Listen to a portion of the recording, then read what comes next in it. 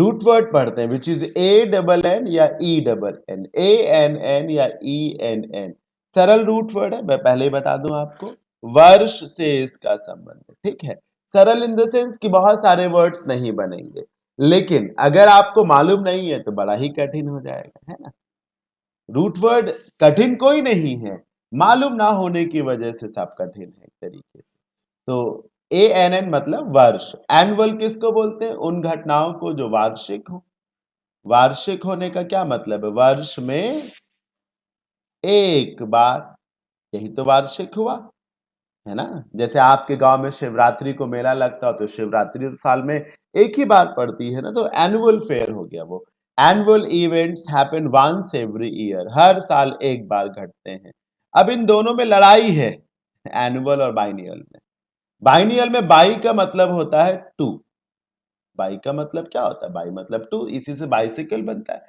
Occurring once every 2 years, 2 वर्षों में जो चीज एक बार हो, 2 वर्ष में एक बार, एक तरीके से कोई भी घटना जो 2 वर्षों में एक बार घटित होती हो वो बाइनियल हो जाएगी, समझ रहे हैं।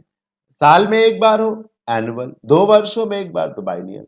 एन्युटी क्या है? एन्युटी वो अमाउंट है जो वर्ष के समाप्त होने पर आपको या किसी को दिया जाता है उसकी संस्था के द्वारा। मान लीजिए कि साल के हर महीने कुछ amount other than your salary company आपसे ले लेती है या आपके लिए अलग करके रखती है, और ईयर एंड पे वो अमाउंट आपको दे देती है, तो वो एन्युटी हो जाएगा। इसी के इर्द गिर्द ग्रेच्युटी होता है। ग्रेच्युटी बेसिकली जॉब के एंड होने पर मिलता है, कि जब आपका 25-30 साल की जो जॉब है वो समाप्त हो जाएगी तो आपको ग्रेच्युटी के अगेंस्ट पैसे मिलते हैं।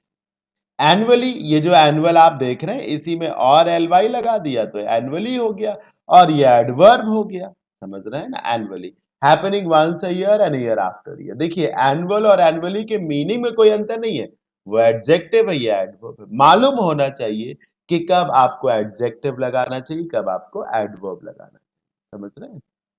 अब ये जो वर्ड है नंबर 5 पेरेनियल, ये one of the most important words of not just this root word, overall जो वोकैब है उसके सबसे जरूरी वर्ड्स में से एक है।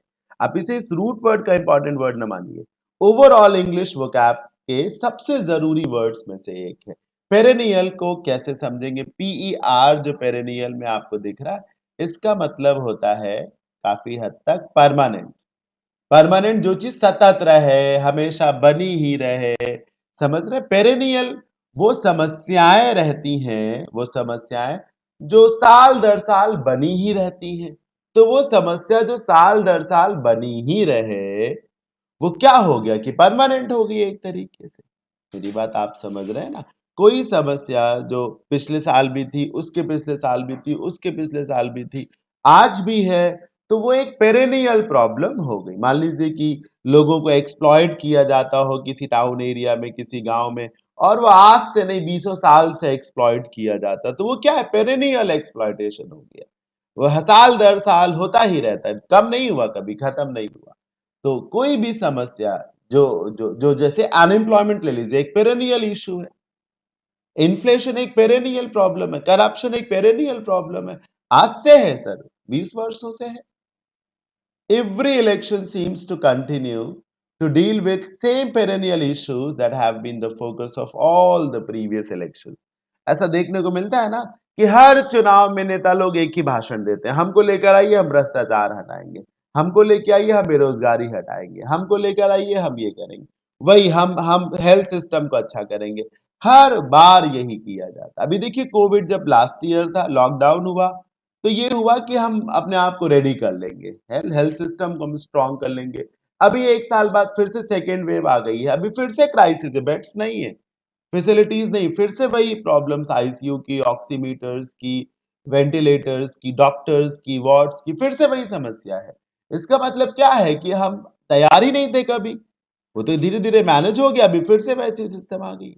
अगर हम तैयार हो गए होते तो अभी हम इसे, ये जो सेकेंड वेव ऑफ कोविड है, we could have been able to handle it better, लेकिन हम तो इसे हैंडल नहीं कर पा रहे। इनफैक्ट इस बार हम पिछली बार से खराब परफॉर्म कर रहे हैं, आपको टीवी में पता ही चलता है। तो ये पेरेनियल सिचुएशन है एक तरीके से।